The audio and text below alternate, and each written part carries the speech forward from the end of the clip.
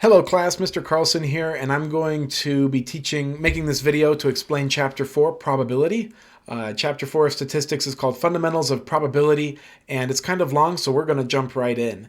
Probability is actually my favorite branch of mathematics, and I'm hoping that by the end of this, you'll like it as well. And you might be wondering, why are we studying probability in a statistics class? And the reason is because we're going to be doing a lot of statistic tests and analysis, and that involves some random chance. And we need to understand probability so that we can understand what we're doing in doing these statistic tests. And so this chapter focuses only on the fundamentals of probability. Probability is one branch of mathematics, and it has its own kind of rules. And so we're going to be learning the rules of probability as we go through this chapter. So let's go ahead and get started.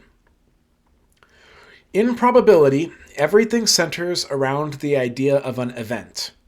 And an event is the outcome of some procedure. And so, for example, it's pretty basic. You can think of it as like an event as flipping a coin, and that event might have different outcomes that are possible. So if you flip a coin, then it might land on heads, it might land on tails, or it might even land on the side of the coin. But for our purposes, we'll just assume it's either heads or tails. A simple event cannot be broken down into simpler components. And so flipping a coin and getting heads, that's a simple event because that cannot be broken down further. Flipping a coin is an event, but we can still break down flipping a coin into heads or tails. And so heads or tails are simple events. Flipping a coin is the regular event. Now I want to show you this notation. You see that we have P of E. Now, if you're from algebra, that might look like you're multiplying these two, or maybe that it's even a function or something, but it's not. The way you literally read this is the probability of event E is equal to 50%. And so you can see that's what I've written here. The probability of event E is equal to 50%. And we can plug in whatever we want into E. And so check out this example. What is the probability that you flip a coin and get heads? And so you can see that, we're flipping a coin and getting heads. That's our event. That's E. So that's what we've plugged in for E, and you can see that the probability of that is 50-50, so it's a 50% chance of flipping a coin and getting heads. So that's an event. The next important idea that I'll reference a lot is called the sample space. The sample space is the list of all possible outcomes of an event. It's everything that could happen, has to be in the sample space. The sample space contains all the outcomes that cannot be broken down any further, so it contains simple events. The sample space is a set, and a set you can think of as basically just like a basket. Like to me, a set is just a basket, and you can put things into the basket. And so that's what a set is. It's the sample space. It contains all of the possible outcomes of an event. And so, as I mentioned, a set, we use these curly brackets to do a set notation. And these are called elements. Every single thing inside of the set is called an element. And so, for example, the set of three numbers is, in curly brackets, 1, 2, 3. And so you can see that this set contains 3 items. Here's the set of the days of the week. And you can see it's just Monday, Tuesday, Wednesday, Thursday, Friday, Saturday, Sunday. We just separate these with commas. The order doesn't matter. Again, just think of it as like a basket that contains things. And so this basket contains 7 items. This set contains the 7 days of the week. So that's what a set is. It's a collection of objects. And so let's look at our first example of the sample space then. The event is flip a coin. And so the sample space of flipping a coin, sorry, that I should just ignore that. Just pretend it says flip a coin. The sample space for flipping a coin, as you can see, is heads or tails.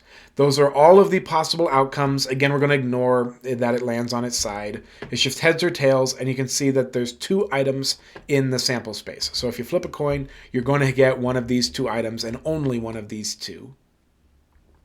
Here's another example of a sample space. We're going to roll a die. And again, ignore that last part. Let's just roll a die. What is the sample space of rolling a die?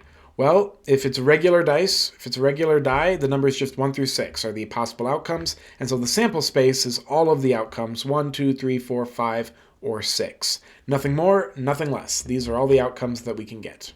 So hopefully you understand the sample space. Okay, So let's actually look at the axioms of probability. These are the laws of probability, and we build all theory off of these laws. And so an axiom is a law of mathematics. We don't try to prove it. We just say we're going to assume this is true. And the goal is to build a mathematical system that has as few axioms as possible, because it's really strong if you only have a few axioms and you can build everything off of that. And so in probability, there's 3 axioms. Here are the first 2. And they hopefully are pretty, hopefully they just make sense to you. What we say is that the probability of any event has to be between 0 and 1.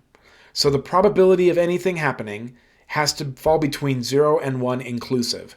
So the probability of 0 is something that will never happen. So a probability of an event that's a 0 is something that would never happen. For example, if you roll a 6-sided die and land on a 7. Right? The die doesn't have a space for 7, so the probability of that would be 0% because you can't do it. A probability of 1 is a certain event, like 100% chance of happening. Imagine I had a coin, then both sides were heads, then the probability of flipping a heads would be 100% because that's the only possible outcome. Most probabilities are between 0 and 1. So that's how we do it. The second law of probability is that the probability of the entire sample space is 1. And it has to be. Hopefully that just makes sense that if the probability of the entire sample space is 100%. Because if I go back, remember that the sample space contains all the possible outcomes. That's the definition of the sample space. It can't be missing anything. So therefore, because the sample space contains every possible outcome, one of those is going to happen. So the probability of the entire sample space is equal to 1. Those are the 2 laws that you need to understand. The third law of probability involves infinities and adding infinite sets together and things like that, and we don't need to worry about it in this class. If you'd like to take a future probability class or a future statistic class, then you can worry about the third law. You can look it up on Wikipedia if you want. We don't need to worry about it right now. So the classical way of doing probability then, after everything we've just gone through, is you assume that everything in your sample space has an equal chance of occurring. And so the way you calculate the probability of outcome A, so again, this is the probability of A, it's equal to the number of times that A occurs divided by the total number of outcomes. And remember, this total number of outcomes, that's the sample space. That's how many items are in that set, how many items are in the sample space. And hopefully this is just kind of pretty easy. It's the number of times A occurs divided by the total number of outcomes. When we're doing probability, we are going to divide by the total a lot. So put that in your head for now and for the future. We're going to divide by the total number of outcomes a lot. So here's a question from your homework. Which of these are possible probabilities? We have 0.45, 13 out of 20, pi, square root of 2, 0, 0.344554, 1, and 23 over 5. So which of these are possible probabilities? Well, remember, a probability is between 0 or 1 and 0 and 1.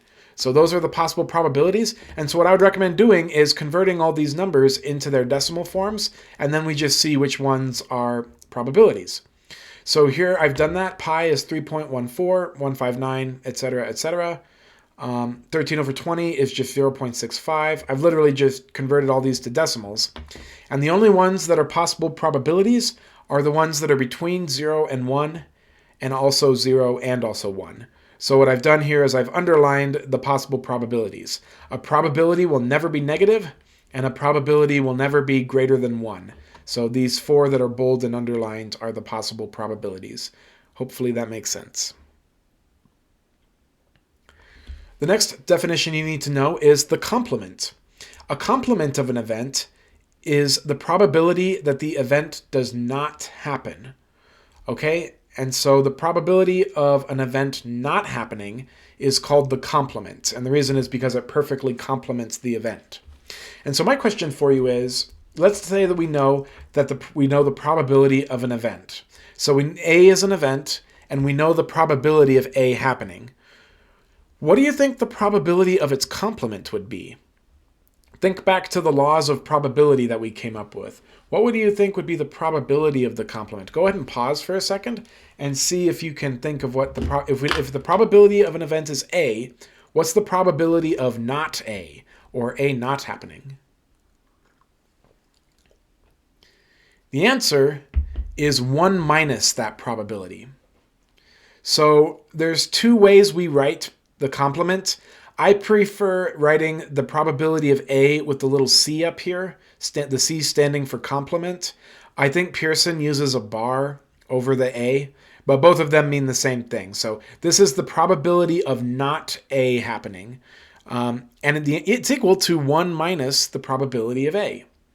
That should kind of make sense to you. Think about it. Let's say the probability of rain is 30%. Well, that means the probability of no rain is 70%. Because rain is 30%, so that means that not rain is 70%. It's because of the sample space. The probability of the sample space is 1. So the probability of A not happening has to be 1 minus that probability, as I just did with the example of rain. So notice that this is always going to be the case. The probability of an event plus the probability of its complement always has to equal 1, or 100%. Again, rain is 30%. No rain has to be 70% then. Those then add up to all the possible outcomes. Here's another example. What's the probability of not rolling a 5 if you roll a dice? Well, the probability of rolling a 5 is 1 out of 6. And again, that goes back to the classical approach. A 5 only occurs once, and there's 6 total outcomes. So that means that the probability of rolling a 5 is 1 out of 6. So what's the probability of not rolling a 5? Well, the probability of not rolling a 5 would be 1 minus 1 over 6, which would equal 5/6, because that's equal to 6 over 6. So 6 over 6 minus 1/6 is 5/6, and you can convert that. You can convert that to a decimal. So the probability of not rolling a 5 is 0.833. That is the probability of rolling a 1 or 2 or 3 or 4 or 6. So hopefully the idea of the complement makes sense to you. Now, there's two kinds of probability. There's experimental probability and there's theoretical probability. And so let's talk about the definitions of these two words. Experimental probability is when we do real life stuff. Like if you flip a coin 100 times in real life, it's probably not going to land 50-50 perfectly. It's probably going to be something like 53-47 or 55-45 or something like that. And so when you're doing an experimental probability, what that means is you're just doing an experiment. That's why it's called experimental. You're doing an experiment over and over and over and over again, and you're just tallying the results, and you get a probability that won't be perfect, but it'll be what you got. And so the probability of an event, if we're doing the experimental method, is the number of times that the event occurred divided by the number of times that the procedure was repeated. Okay, so you notice it's a slightly different calculation. So for example, let's imagine you drive to work every day and that there's a traffic light on your way to work. And let's say you measured it every single time and you drove to work 100 times.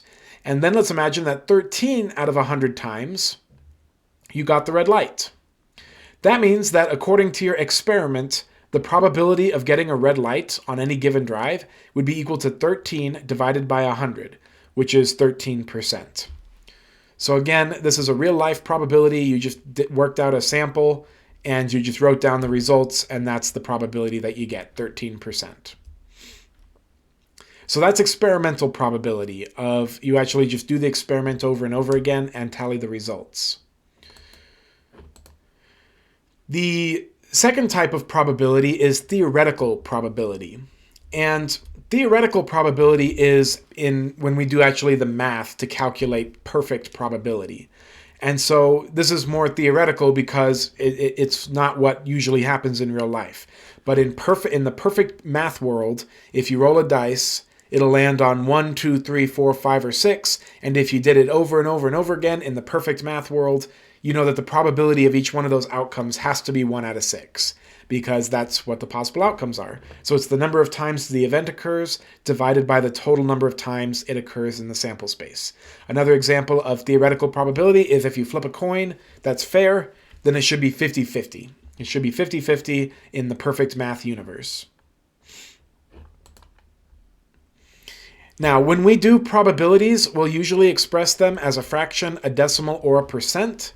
And so a probability of 0.15 is 15%, or it would happen 15 out of 100 times. As we've mentioned before in this class, we say that if a probability is greater than 95%, that's pretty likely. If the probability of something is under 5% happening, that's pretty unlikely. And that kind of relates to two standard deviations. You may remember we had the bell curve, and 95% of values are within two standard deviations on either side of the mean. So that kind of relates to this 95% being pretty likely, 5% is pretty unlikely or lower.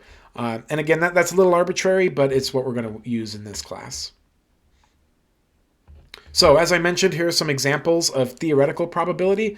The probability of flipping a coin and landing on heads is going to be 1 out of 2, because that's just what it would be in the perfect math universe. The probability of rolling a die and getting a 5 is 1 out of 6, because there's 1 5 out of 6 outcomes. And so you can see I wrote 1 out of 6. You can convert that to a decimal, which is 0.16666, and you can see that I rounded this to 16.67%. What would be the probability of rolling a die and getting an even number? What do you think that would be? You're doing 2 events this time. You're rolling a die and getting an even number. So in this case, it would be 3 out of 6. Think about what's happening. You're rolling a die and getting an even number. Well, there's 3 even numbers, 2, 4, and 6. So that means there's 3 wins. Like, we consider it a win if it happens. And so the probability of rolling a die and getting an even number, we have 2, 4, or 6. And so that's 3 out of 6. So there's 50-50% chance of getting an even number. So notice that rolling a die and getting an even number has the same probability of flipping a coin and getting heads. It's basically 1 out of 2. So here's a really, really important big idea. It's called the law of large numbers, and this is one of the most important theorems in all of probability. What the law of large numbers says, like, it's got to be cool, right? It's law of large numbers. Big numbers are cool.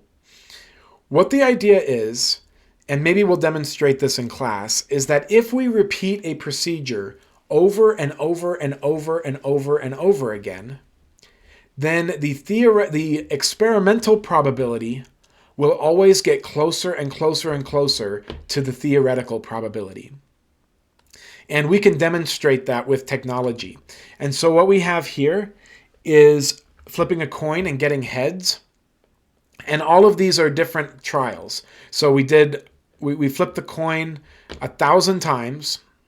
And if it's heads, we give it a score of 1. And if it's tails, we give it a score of 0. And so you can see first they got a heads, and then maybe another heads, and then, okay, well, they got a heads, and then a tails, and then a heads, and then a tails, and then a tails, and then a heads, and then a tails. And so you can see that's one path. This one right here, it went heads, heads, tails, tails, and then I lose it. This orange one, heads, heads, heads. So 3 in a row, and then they got a couple tails. These ones coming up from the bottom, or where they got a tails first. So this yellow one right here, they got like 5 tails in a row. So that's possible, right? It's possible to flip a coin and get 5 tails in a row. But I want you to notice is look at what happens to all these coins as we travel and do 20 times, 100 times, 1,000. Do you see that even though there's some variance, all of them converge to the middle? And the reason is because it is so unlikely to get heads 1,000 times in a row. Like, it could happen maybe once a universe, but it's super unlikely.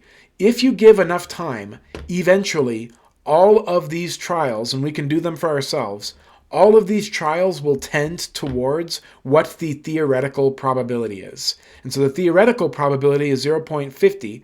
And so that you can see that as we get a big enough sample size, these probabilities start to converge to what the theoretical probability is. And that's called the law of large numbers. And it's really important because hopefully you're seeing where we're going with this, which is that we're going to be making a sample size. And if your sample is really small, then there's a really good chance that you don't have something that reflects the true population. And so we need a big enough sample size that we can start to tend to get what the actual value of the population is.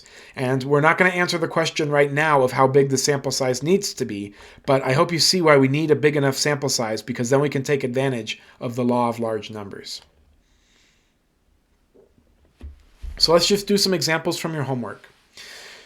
In a test for gender selection, the result was 340 girls and 25 boys. Based on this result, what is the probability that a girl will be born to a couple with this technique? Is the technique effective? This is a classic probability question, and I took it straight from your homework. And the reason it's a good question is because we're missing a value. And so please, in your notes, stop and listen to this, because we need to do this in almost every single probability question. And that is, we need to find the total. Don't just do 340 divided by 25 or 25 divided by 340. We need to find the total number of outcomes. And so in almost any probability question, we need to find the total. And so I believe that that's the probability of a girl being born with this technique will be the number of girls that were born divided by the total, which is the size of the sample space. That's how you calculate probabilities. That's what guarantees that a probability will be between 0 and 1, because it'll always be a smaller number divided by the total. And that's what gives you the number between 0 and 1. So the total is 365, and that's because I just added 340 plus 25. And so 340 girls divided by the total, 365, is equal to 0.9315, which is 93.15%. So in my opinion, and this is a little subjective, but in my opinion, this technique is pretty effective, because if it was just random, boys and girls, we would expect it to be 50-50. And so the fact that we're getting 93% girls with this technique seems to be a pretty effective test for gender selection. I know I don't have the ability to ask if you have questions. If you do, please email me and maybe include the slide number. In fact, let me hang on one second.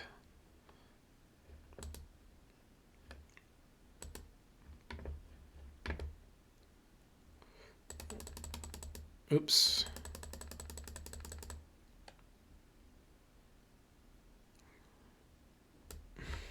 That's not quite what I want.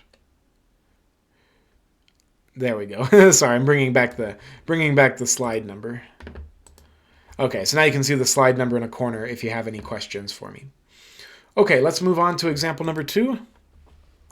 We asked people how many pets they owned.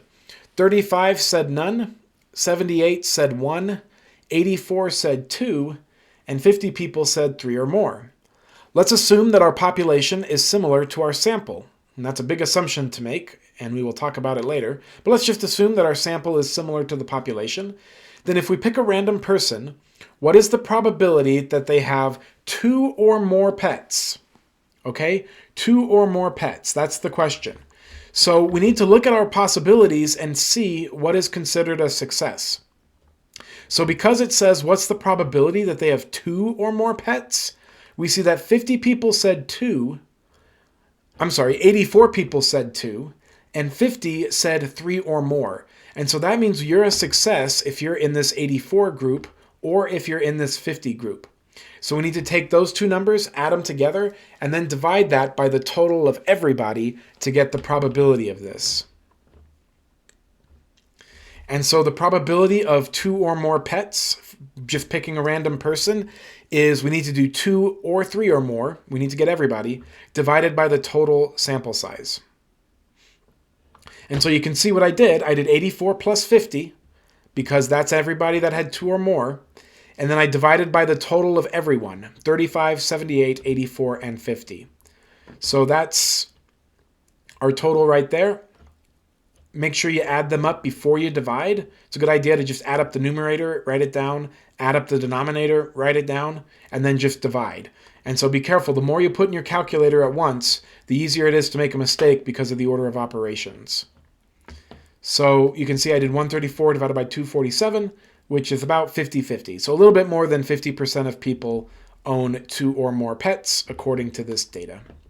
54%, 54.25%. And as usual, MyLabs Plus will tell you how to round. Okay, we will be also, I'm going to finish this video with this so that the video doesn't get too long. We can also do probability from tables. And so you can see that I have a bunch of students here, and I have some 4th graders and some 5th graders, and you can see that this is the classes that I have, and you can see that we have some students in all of the classes. So the question is, if we pick a random student in this school, and by the way, there won't be any overlap with how I've done this, okay? We'll talk about overlap in a minute. If we pick a student at random from this school, what is the probability that they're a 4th grader? Okay, that's the question. Here's my advice. Remember, when we do probability, we almost always need to find the total first. And so what you want to do when you have a table is you want to go ahead and find the total of every column and find the total of every row. If you just see a table and you automatically just do that, these problems will be easier. And so you can see that the very first thing I did is I just found the totals. So we have 27 science students, 28 PE students, physical education, 30 English, and I just totaled up the rows going across. So we have 45 4th graders and 40 5th graders. And again, it's just a good idea to write those numbers around the edges of the table to get all the totals. One way to check that you did it correctly is that this total should add up to 85, and all of these totals should add up to 85. And so what this means is we have a grand total. That's literally what this is called, a grand total of 85 students. So now that we've done that, the question is easy. What's the probability of finding a 4th grader if we pick a student at random? We have 45 4th graders, and there's 85 total students. And so you just do that calculation. 45 divided by 85 gets you your answer. And so you can see it's 0.5294, 52.94% of the students, slightly more than half, are 4th graders. Remember, you've done something wrong if you get a negative number or if you get a number greater than 1. We should always get a decimal that's between 0 and 1.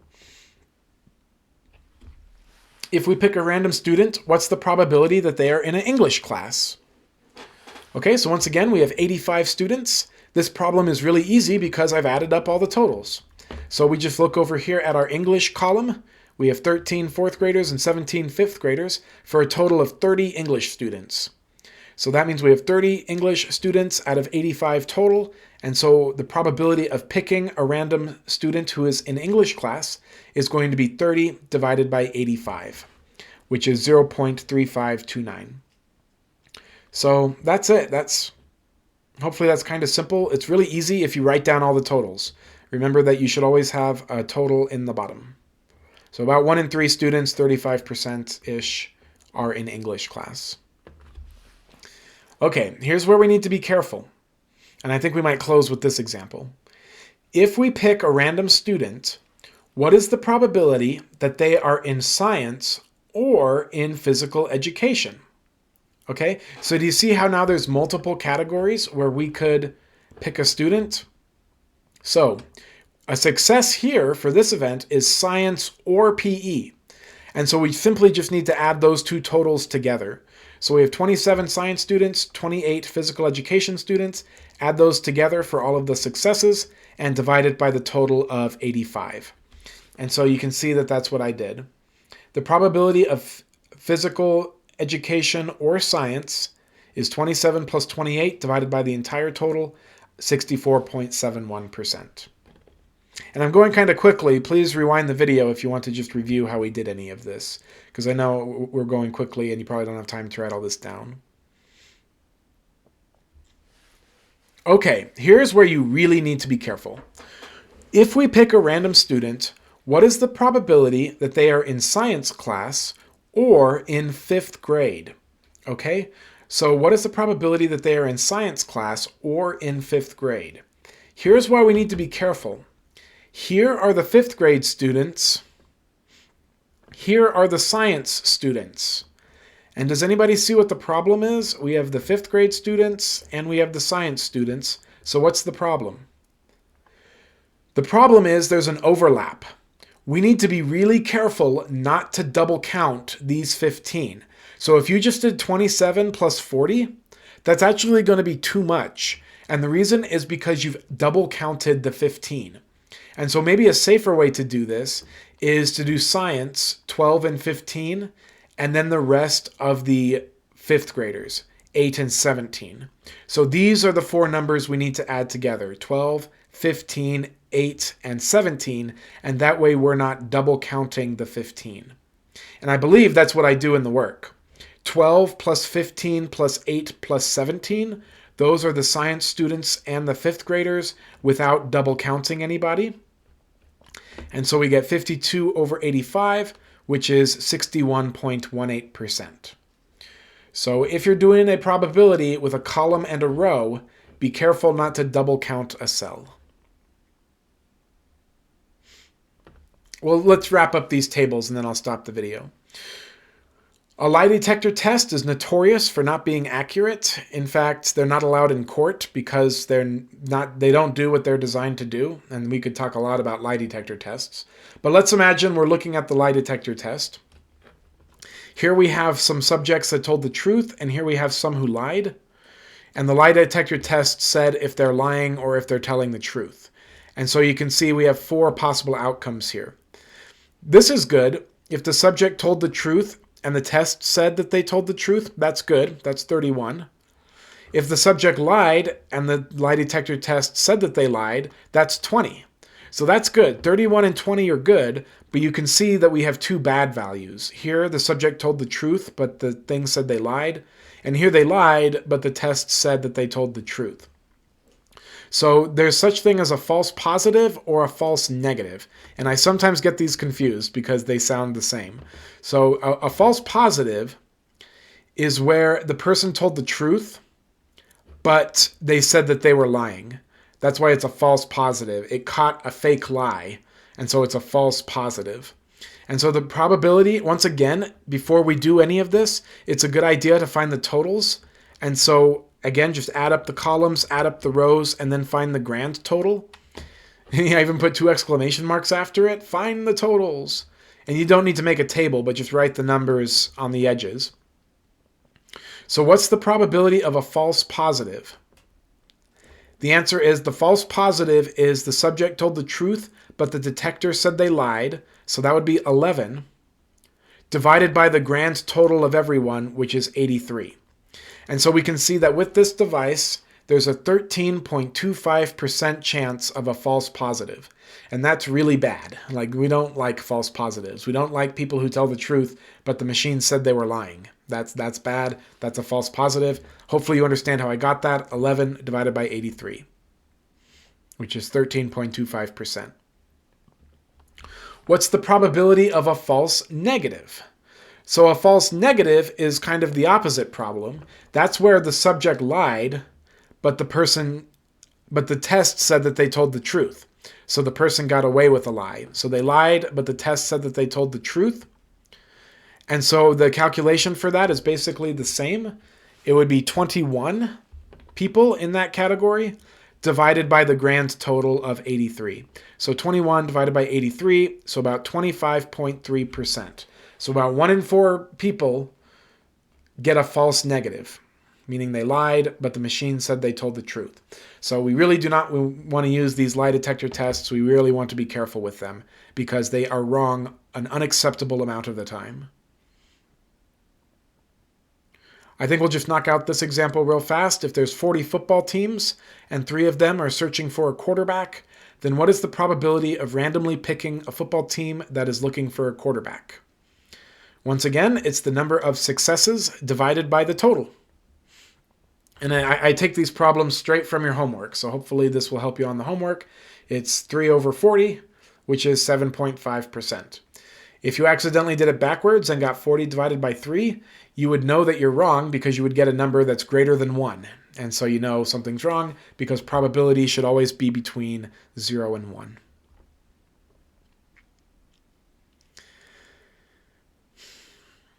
How many more examples are there?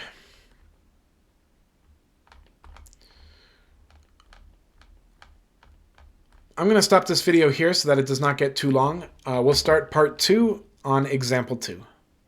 Thanks everybody for making it this far. Hopefully this is making sense.